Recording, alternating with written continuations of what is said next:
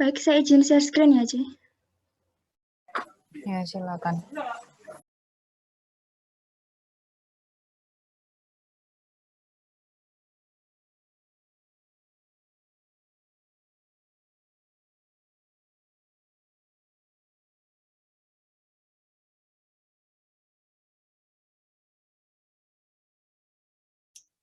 Selamat pagi, Gisela dan teman-teman. Kami akan mempresentasikan virtual lab dari topik faktor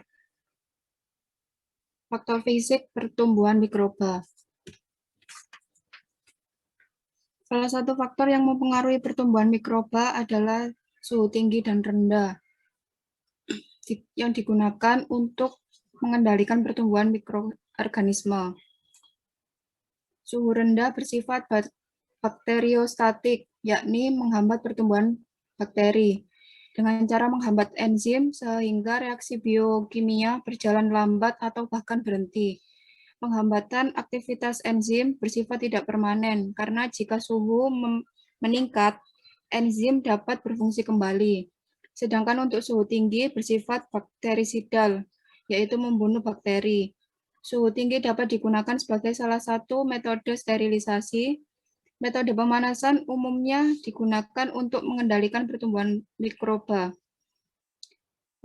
Pengendalian pertumbuhan mikroba sangat penting dilakukan untuk menentukan efektivitas metode pemanasan pada spesies bakteri tertentu.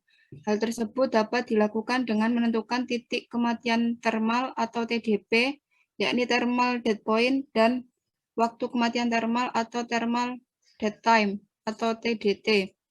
TDP adalah suhu terendah yang diperlukan untuk membunuh populasi mikroba pada waktu tertentu, sedangkan TDT adalah waktu minimum yang diperlukan untuk membunuh populasi mikroba pada suhu tertentu. Sebelum memulai percobaan, bisa di slide, Hana.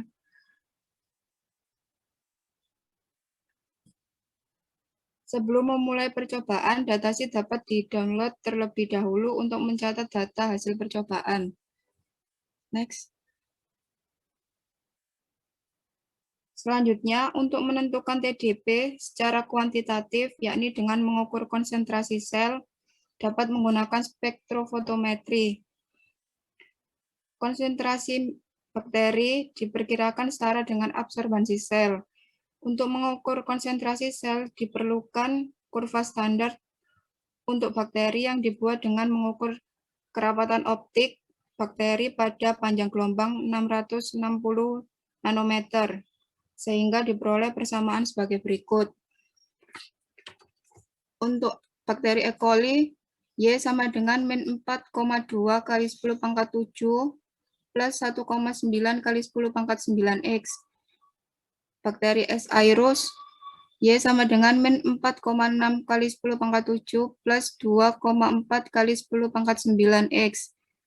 Dan untuk bakteri subtilis, Y sama dengan min 1,3 kali 10 pangkat 7 plus 3,1 10 pangkat 9X, di mana X adalah kerapatan optik dan Y adalah konsentrasi sel bakteri dalam satuan sel per mililiter. Next. Sebelum mengukur absorbansi bakteri, terlebih dahulu dilakukan pengukuran blanko, yakni dengan memipet 3 ml fresh media dengan menggunakan pipet mikroliter, kemudian dimasukkan ke dalam kuvet. Dengan mengklik mikroliter pipet,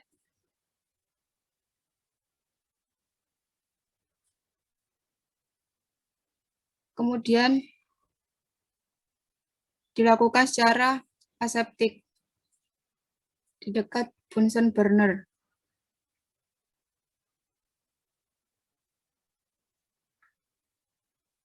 Setelah itu, memasukkan kuvet ke dalam spektrofotometer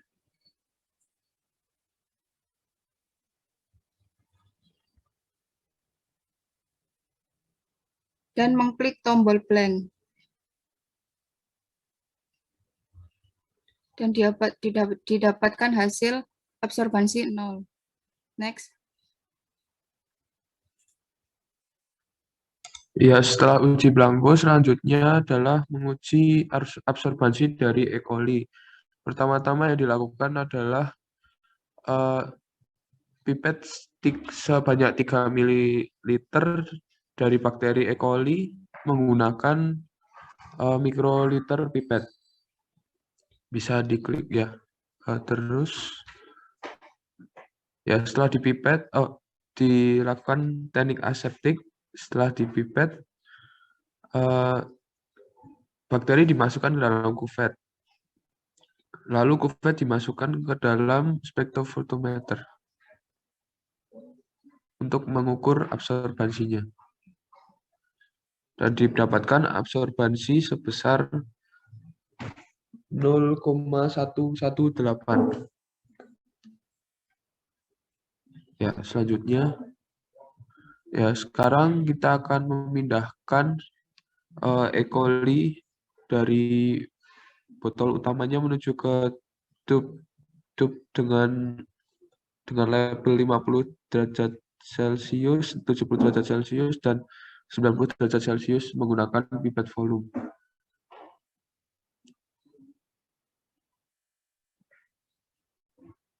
Halo.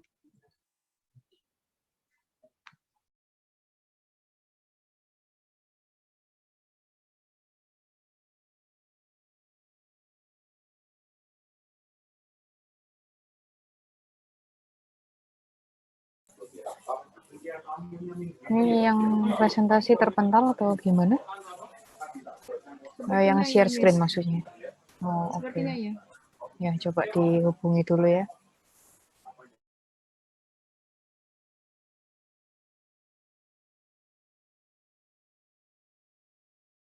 Ya, Hana sudah kembali. Mari kita lanjutkan. Selanjutnya, setelah dipipet sebanyak 15 ml menggunakan pipet volume, kita pindahkan ke masing-masing tube. Masing-masing tube berisi 5 ml.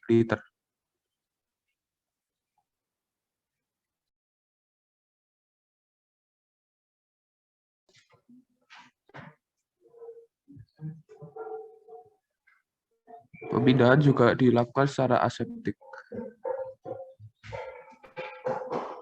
Ya, selanjutnya. Ya, sekarang kita akan menguji TDP-nya. Pertama-tama kita klik pada bakteri culture-nya yang ada di tube satu persatu.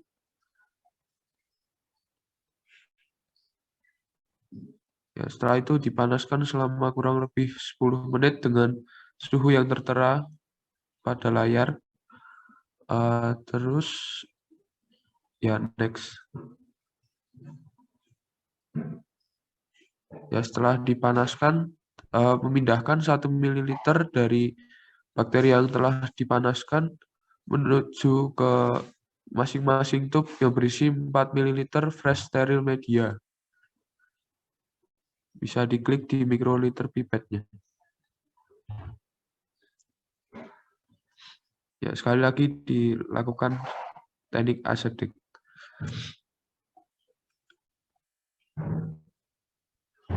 Ya, setelah dipipet, dipindahkan ke tube yang berisi 4 ml fresh sterile media.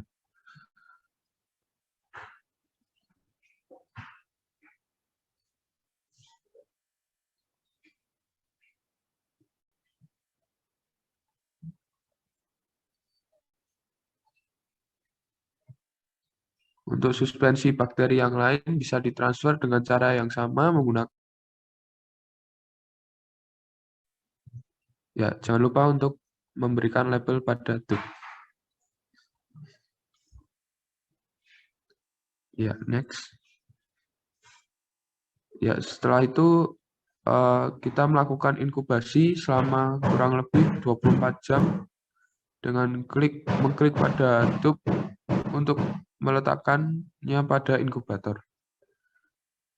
Untuk S. aeros B. subtilis bisa dilakukan cara teknik yang sama untuk meletakkannya pada inkubator.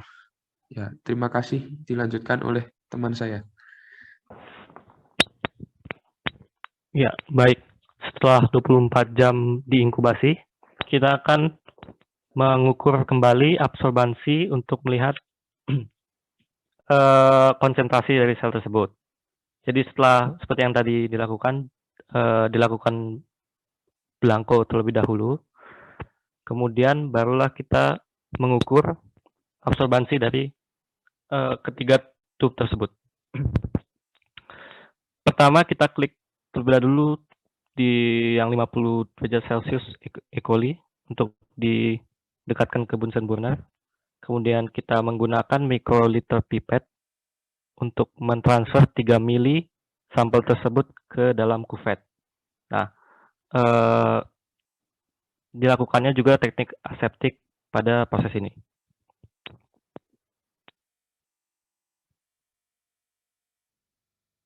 Ya, setelah itu akan dipindahkan ke dalam kuvet. Setelah di dalam kuvetnya kita masukkan ke dalam spektrofotometer. Kemudian kita pencet scan untuk mengetahui berapa absorbansi sampel tersebut. Nah, setelah yang 50 kita lakukan juga kepada 70 Celcius dan 90 Celcius. Next. Nah, untuk eksperimen berikutnya, kita akan menganalisa secara kualitatif. Jika tadi kita menganalisa secara kuantitatif, kita akan menganalisa secara kualitatif di eksperimen berikut untuk mengetahui TDP dan TDT dari masing-masing. Hasil yang kita dapatkan adalah plus jika ada pertumbuhan dan minus jika tidak ada pertumbuhan. Next. Oke, sekarang kita harus mempersiapkan agar plate-nya terlebih dahulu. Jadi kita klik di agar plate-nya tersebut. Kemudian dengan menggunakan microliter pipette, kita mengambil 1 ml suspensi bakteri yang sebelumnya kita sudah siapkan. Ya. Kemudian menggunakan teknik aseptik kembali untuk membuka bakteri yang di tube tersebut. Kita akan melakukannya dengan yang 50 derajat Celcius di virtual lab ini. Ya, seperti yang bisa kita lihat, dia melakukan teknik aseptik lagi untuk memindahkan suspensi bakteri tersebut ke agar plate. Kemudian ketiga, kita transfer bakterinya ke agar plate tersebut.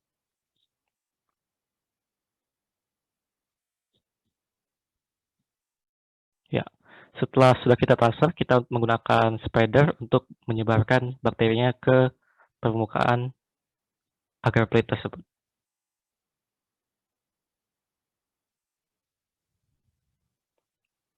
Ya, setelah sudah disebarkan, kita lanjut ke proses berikutnya. Next. Nah, ini jika di virtual lab ini hanya ditunjukkan E. coli, untuk S. aureus dan B. subtilisnya juga dilakukan secara hal yang sama seperti prosedur sebelumnya. Kemudian kita akan menginkubasi E. coli tersebut selama 24 jam. Bisa diklik untuk masing-masing agar plate-nya. Next. Nah, setelah 24 jam kembali, kita bisa mengobservasi E. coli, S. aureus, dan B. subtilisnya.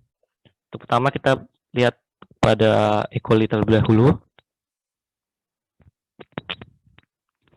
Nah, seperti kita lihat pada 50 derajat Celcius, E. coli-nya terdapat masih lumayan banyak. Kemudian naik suhunya ke 70 derajat Celcius, mulai berkurang, dan sampai 90 derajat Celcius tidak ada E. coli sama sekali. Untuk S. aureus-nya,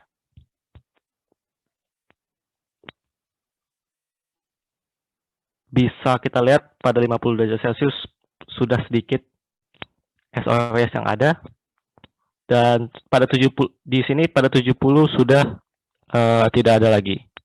Beda seperti dari E. coli pada 90 derajat, di S. aureus tersebut pada 70 derajat sudah tidak ada. Next.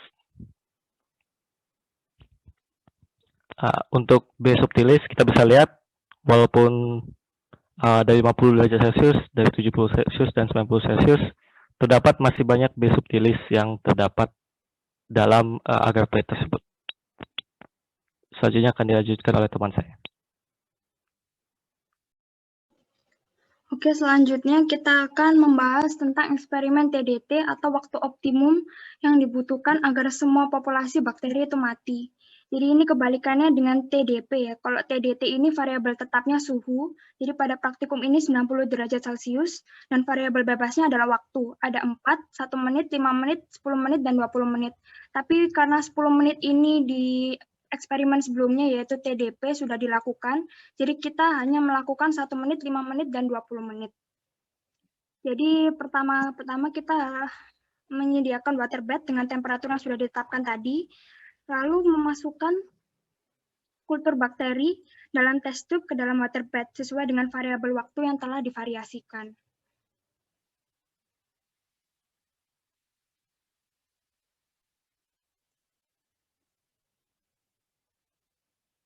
Oke, next. Selanjutnya menggunakan agar plate sebagai media pertumbuhan bakteri. Kemudian menggunakan mikroliter pipet, kondisikan tetap berada dalam kawasan steril. Lalu kemudian ambil 1 mili suspensi bakteri dengan treatment 1 menit.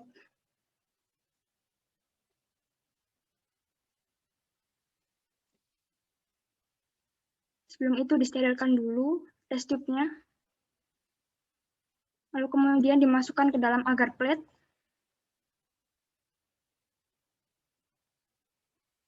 Lalu kemudian diratakan dengan menggunakan spreader.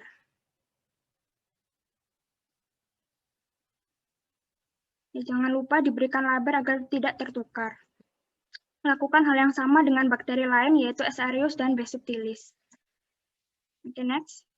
Jadi bakteri kemudian diinkubasi dalam inkubator selama 24 jam. Next. Nah, jadi setelah 24 jam, bakteri sudah siap untuk dianalisis. Hasilnya adalah seperti berikut. Untuk E. coli, ya semua bakteri mati ya pada waktu 20 menit. Ini 20 menit. Lalu untuk S. aureus, semua bakteri mati pada waktu 5 menit. Dan untuk B. subtilis, belum ditemukan waktu semua bakteri mati. Okay, next. Jadi kesimpulannya untuk analisa kuantitatif ini untuk TDP adalah tujuannya mencari suhu optimum untuk membunuh semua bakteri. Untuk E. coli bisa dilihat pada bakteri pada 70 derajat Celcius belum mati semua, sedangkan pada 90 derajat Celcius sudah dilihat sudah mati semua. Jadi suhu optimum berada pada rentang 70 sampai 90 derajat Celcius. Untuk S. aureus 50 derajat belum mati semua, tapi 70 derajat Celcius sudah mati semua. Jadi bisa disimpulkan bahwa suhu optimum ada di rentang temperatur 50 hingga 70 derajat Celcius. Untuk B. subtilis sampai 90 derajat Celcius pun belum ada yang mati habis. Jadi dapat disimpulkan bahwa suhu optimumnya lebih dari 90 derajat Celcius untuk bakteri B. subtilis. Oke, lanjut. Selanjutnya adalah TDT, yaitu tujuannya mencari waktu optimum untuk membunuh semua bakteri. Jadi ini yang dijelaskan sebelumnya untuk 10 menit, waktu 10 menit bisa menggunakan TDP eksperimen sebelumnya. Untuk E. coli sendiri, waktu 5 menit belum semuanya mati, sedangkan pada menit ke-10 sudah habis bakterinya. Jadi waktu optimum atau TDT dari bakteri ini rentangnya 5-10 menit. Untuk S. aureus, waktu 1 menit belum semuanya mati. Tapi di menit ke-5 sudah habis bakterinya, jadi bisa disimpulkan rentang waktu optimal ada di rentang 1-5 menit. Untuk B. subtilis, nggak ada yang mati semua pada waktu rentang 1-20 menit. Jadi dapat disimpulkan waktu optimalnya di atas 20 menit.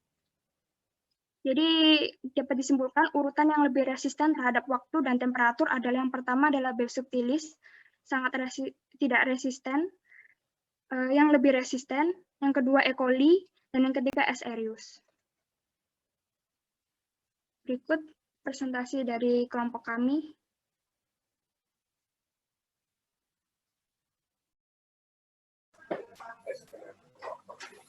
Ya, sudah selesai?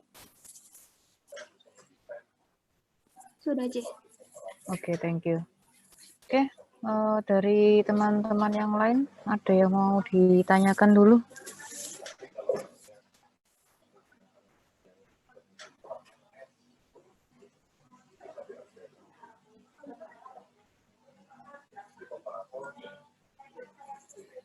Jadi sudah cukup jelas ya dari percobaan ini, secara kualitatif ya, kita tahu pada suhu berapa ya, suatu jenis mikroorganisme itu tidak dapat tumbuh. Ya, dan juga berapa lama waktu yang diperlukan untuk membunuh mikroorganisme tersebut. Oke, ya jadi untuk hasil dari percobaan ini memang hanya secara kualitatif dan kita memang masih belum menemukan tepatnya ya pada suhu berapa dan berapa lama. Ya, untuk mengetahui tepatnya tentunya perlu dilakukan percobaan yang lebih detail lagi. Ya, tetapi percobaan TDP dan TDT ini bisa digunakan sebagai screening awal. Ya, jadi kita bisa tahu, misalnya untuk E. coli kita cuma perlu coba di rentang berapa tadi? 70 sampai 90 ya, berarti lebih tinggi dari 70. Ya, karena pada suhu di bawah 70 mikroorganismenya masih tumbuh ya. Jadi kita screening awalnya kita sudah tahu, oh di rentang 70 sampai 90 ini bakterinya mulai mati. Ya, jadi penelitian yang lebih detail bisa dilakukan di rentang tersebut. Ya, jadi nggak meluas lagi mulai suhu berapa ya, apakah mulai suhu 40 sampai 100. Ya, kalau seperti itu kan terlalu luas penelitiannya. Ya, jadi TDP dan TDT ini bisa digunakan sebagai screening awal ya, untuk mempersempit parameter yang perlu kita uji. Oke. Seperti biasa kita akan lakukan sesi diskusi sebentar ya untuk mengklarifikasi percobaannya. Oke, sebelumnya terima kasih kelompoknya Leoni, Hana, Andrean, dan Timothy sudah mempresentasikan. Oke, saya mau melakukan diskusi di bagian ini dulu. Ya, kurva standar. Kira-kira tujuannya apa ini? Kok perlu kurva standar? Tujuannya dulu.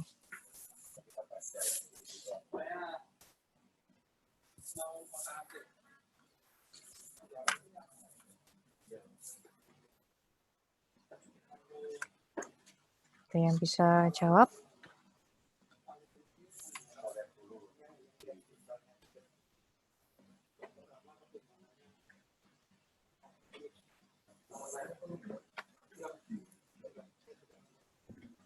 Saya boleh mencoba, Cih.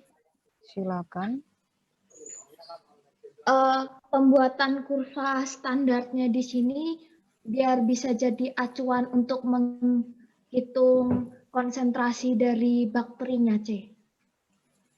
Ya, jadi dia memang acuan ya, menentukan konsentrasi sel bakteri untuk sampel kalian nantinya.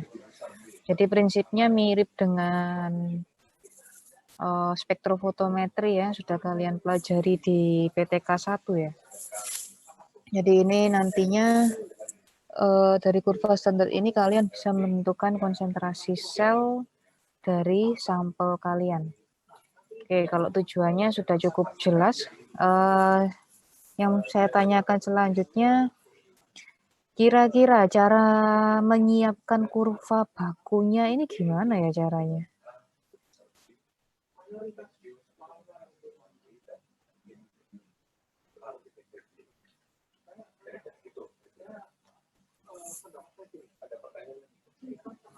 Kok bisa ketemu sumbu X adalah optical density atau absorbansinya, kemudian sumbu Y-nya konsentrasi sel per mili.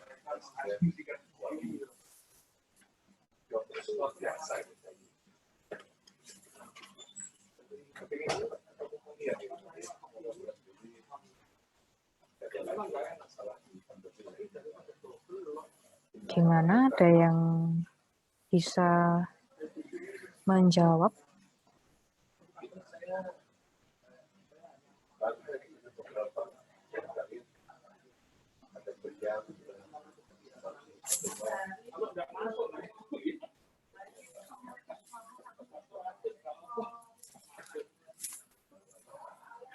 Belum ada? Oke, kalau gitu ini jadi tugas yang akan dimasukkan dalam laporan.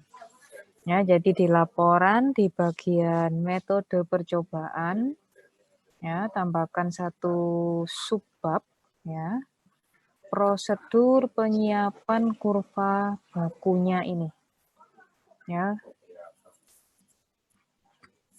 Oke, jadi salah satu subbab di prosedur percobaan yang ada di laporan kalian nanti adalah tentang cara membuat kurva baku untuk mikroorganisme ini. Ya, nggak perlu tiga-tiganya, cukup satu aja, karena untuk membuat 3 kurva baku dari bakteri yang berbeda ini sebenarnya caranya sama. Ya, cuma bakterinya aja yang beda-beda. Jadi step by step-nya sama. Jadi kalian cukup menjelaskan satu kali aja. Ya, persiapan kurva baku.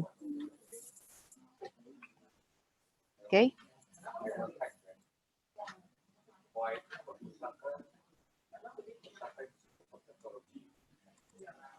Ya, selanjutnya, oke, untuk yang ini langkah percobaannya sudah cukup jelas ya.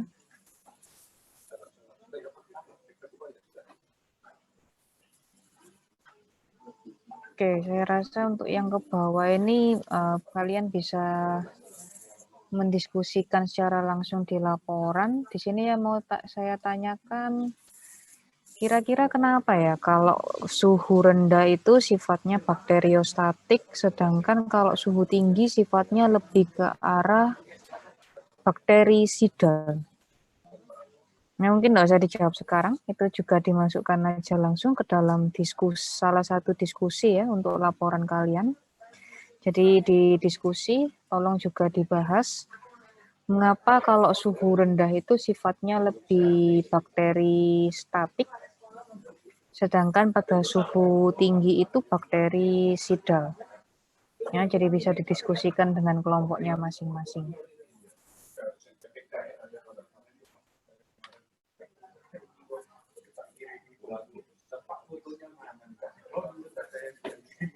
Oke, untuk hal lainnya saya rasa langsung dibahas aja di laporan. Ya, jadi silakan didiskusikan langsung dengan kelompok kalian ya, nanti hasilnya dikumpulkan dalam bentuk laporan. Ya, include 2 pertanyaan dari saya barusan.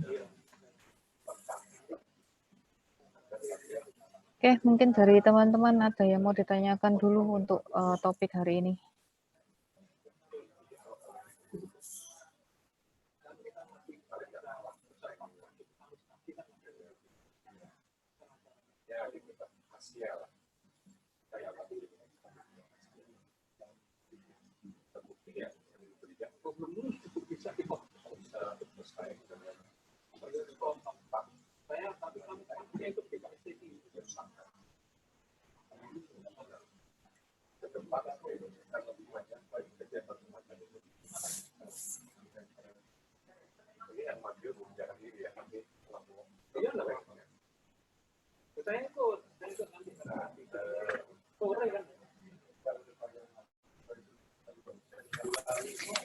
Oke, kalau memang belum ada nggak apa-apa, silakan untuk laporannya bisa mulai dikerjakan ya. Untuk kelasnya saya rasa kita stop dulu sampai di sini untuk topik ini.